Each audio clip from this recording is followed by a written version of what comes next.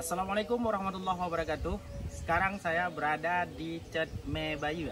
Cet Me Bayu ini secara administrasi masuk ke wilayah Kampung Nasarupun, Kecamatan Merdu, Kabupaten Pidijaya. Nah, di Cet Me Bayu ini ada satu makam aulia yang sudah tergolong ke dalam 44 aulia yang menetap di sepanjang Kurung Beracan. Posisi makamnya tepat di perkebunan warga. Pemiliknya yaitu yang dulu adalah Allahyarham Tunku Imam Qasim, dan beliau juga merupakan salah satu guru saya di waktu saya belajar Al-Quran. Nah, di tempat ini kebetulan sedang dibersihkan ya, karena cucu dari Tunku Imam Qasim ini sedang membersihkan. Alhamdulillah kita mudah untuk mengaksesnya. Posisi makam ini tepatnya di belakang saya. Di belakang saya adalah jalan akses dari Timpang Cet Makassar menuju ke Lampu Lada. Kemudian di sisi kanan saya ini ada persawahan dan juga ada jalan akses menuju ke Lampu Lada juga dari Cet Makassar. Dan posisi Kurung Beracannya itu tepat ada di sebelah timur, yaitu di belakang saya, jauh, agak sedikit jauh.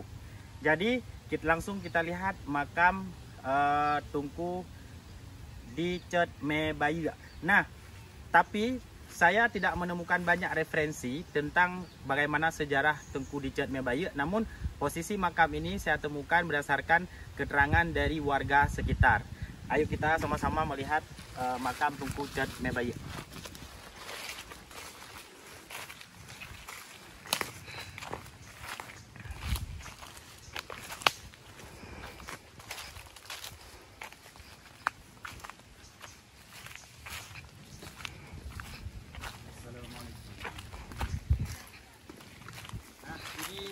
Adalah makam Tunku Cet Me Bayu.